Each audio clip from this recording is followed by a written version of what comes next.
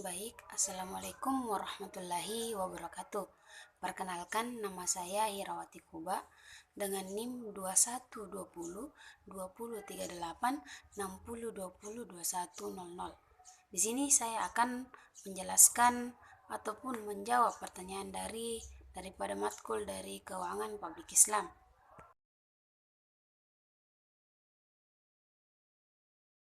Sektor publik, kalau bisa kita pahami bahwasanya sektor ini merupakan suatu entitas yang aktivitasnya ini bergerak dalam suatu usaha untuk melakukan pelayanan sosial ataupun menghasilkan barang untuk memenuhi kebutuhan serta hak publik.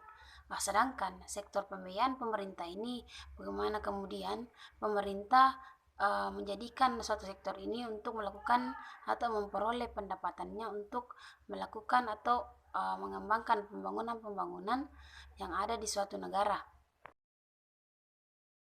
Dapat kita pahami bahwasanya negara merupakan unsur terpenting dalam mewujudkan hukum Islam. Karena kenapa?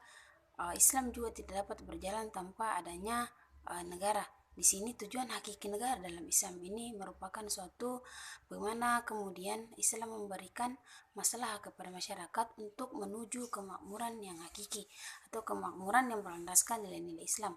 Otomatis ketika negara menganut nilai-nilai Islam ataupun agama Islam, berarti dia siap menjalankan suatu program atau suatu sistem yang berlandaskan kepada nilai-nilai Islam tersebut.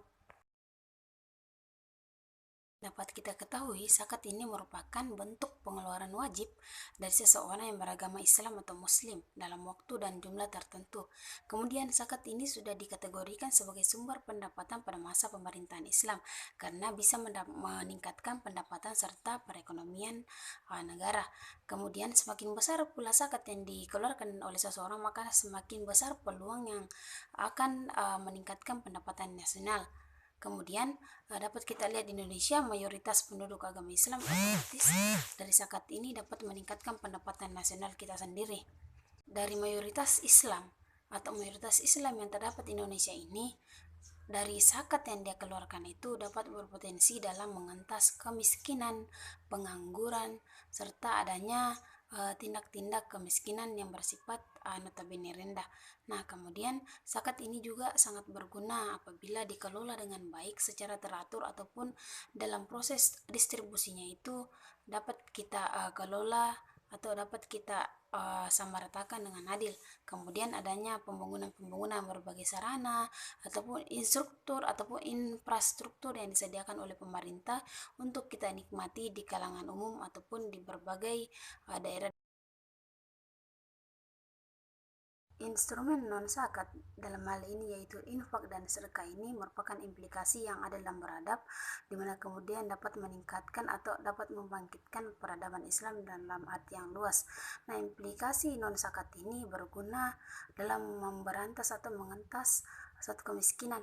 Nah, di sini keberadaan infak dan sedekah yang dikeluarkan secara sukarela oleh seseorang itu dapat mengurangi tingkat atau mengisi kekurangan dari seseorang atau suatu kemiskinan yang dapat diberantas dari implikasi ini atau dari implikasi infak dan sedekah.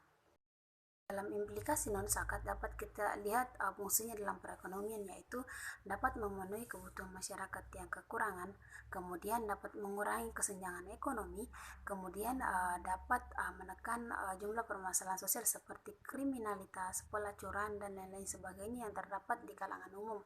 Kemudian di sini dia juga dapat menjaga kemampuan beli masyarakat untuk memelihara sektor usahanya. Di sini kita lihat bahwasanya implikasi non zakat juga dapat melahirkan suatu momentum untuk menjadi alternatif lahirnya ekonomi Islam yang dapat digunakan sebagai landasan-landasan. Kebijakan pemerintah dalam mengelola pengeluaran serta pendapatan negara itu diatur dalam anggaran pendapatan dan belanja negara atau APBN. Kemudian lahirnya zakat atau munculnya zakat ini sebagai sumber pengeluaran negara apabila dikelola dengan baik. Banyak sumber pendistribusian apabila dikelola dengan baik akan menimbulkan suatu atau akan mewujudkan suatu pemerataan yang adil terhadap distribusi hasil zakat tersebut. Kemudian dari hal tersebut negara dapat mengeluarkan beberapa hasil zakat tersebut sebagai implikasi pembangunan infrastruktur yang bersifat umum. Sekian pernyataan ataupun jawaban yang saya lontarkan. Lebih dan kurangnya mohon dimaafkan. Wabillahi taufiq wal hidayah. Raisa patamangingi nama lomo naletei pamase dewata. Assalamualaikum warahmatullahi wabarakatuh.